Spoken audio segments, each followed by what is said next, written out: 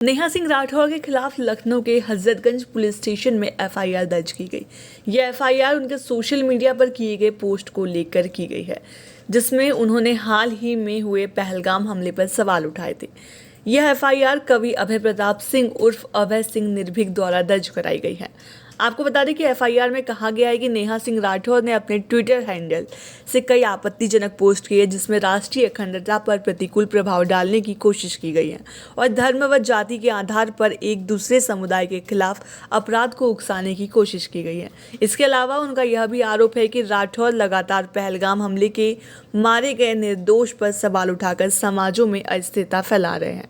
FIR में यह भी उल्लेख किया गया है कि नेहा सिंह ट्विटर पाकिस्तान में काफ़ी वायरल हो रहा है और वहाँ की मीडिया उनका प्रचार किया जा रहा है, जहाँ उनके बयान को भारत के खिलाफ इस्तेमाल किया जा रहा है। नेहा सिंह के खिलाफ भारतीय दंड संहिता की कई धाराओं जैसे 196(1)(a), 196(1)(b), 197(1)(a), 197(1)(b), 197(1)(c), 197(1)(d), 353(1)(c), 353(2), 302, 151 और IT एक्ट 69(a) के तहत एफआईआर दर्ज की गई। इस मामले में पुलिस ने भी जांच शुरू कर दी और आगे की कार्रवाई की जा रही है। आपको बता दें कि नेहा सिंह राठौर जम्मू कश्मीर के पहलगाम में हुए आतंकी हमले को लेकर पूरे देश में आक्रोश फैला हुआ है। लोग पाकिस्तान की कड़ी निंदा कर रहे हैं। विपक्षी दलों ने भी सरकार का पूरा समर्थन किया है और आतंकवाद का पर्याय बन चुके पाकिस्तान के खिलाफ कठोर कार्रवाई की मांग की है। वहीं कुछ वर्ग ऐसे भी है जो इस घटना के लिए सरकार की आलोचना कर रहे हैं। नेहा सिंह राठौर ने पहलगाम में हुए आतंकी हमले को सरकारी चूक करार दिया। उन्होंने तीखे शब्दों में सरकार की आलोचना की। विधायक जी, लोक गायक है नेहा राठौर, जिसने कुछ बयानबाजी की है पहलगाम हमले को लेकर, और आपने आज शिकायत दी है थाना लौनी पर उसके खिलाफ। क्या मामला है?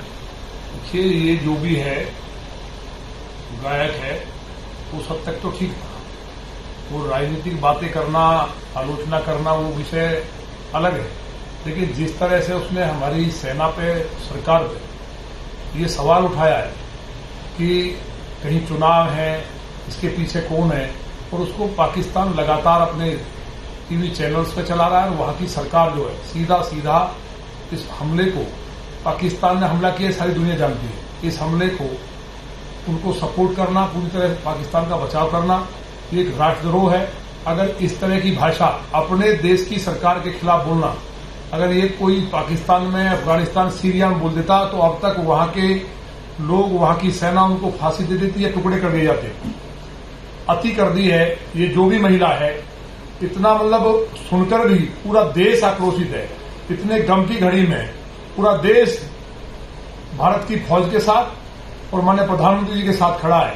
वो लगातार जिस तरह से भाषा का इस्तेमाल कर रही है, लगातार सरकार पर हमले कर रही है, उससे साफ हो रहा है कि वो ISI की एजेंट है और उसको एक तरह से माना जाए कि वो आतंकवादी है भारत में, और वो आतंकवादियों के लिए काम करती है।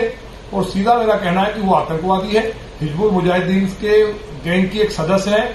उसके इन संबंधों की जांच करने के बाद उनके खिलाफ फास्ट ट्रैक कोर्ट में मुकदमा चलना चाहिए। और ऐसी महिला को, जिसने इतनी मतलब दर्दनाक घटना पे, एक हमारी बेटी जिसकी शादी को हुए कुछ ही टाइम हुआ है, वो रो रो कर कह रही है कि हमसे धर्म पूछा गया, उस पर भी टिप्पणी कर रही है।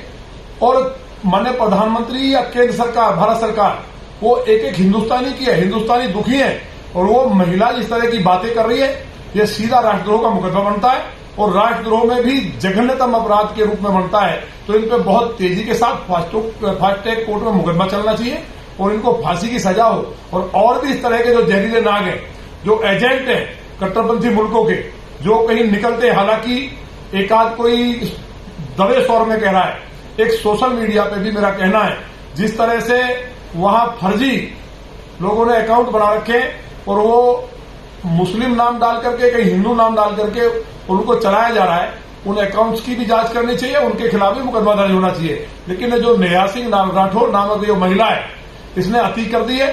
सीधा सीधा ये राष्ट्र के खिलाफ एक द्रोह, राष्ट्र के खिलाफ युद्ध और देश की जनता की भावनाओं को आहत किया है। इसलिए उस पर राष्ट्रद्रोह का मुकदमा लगना चाहिए।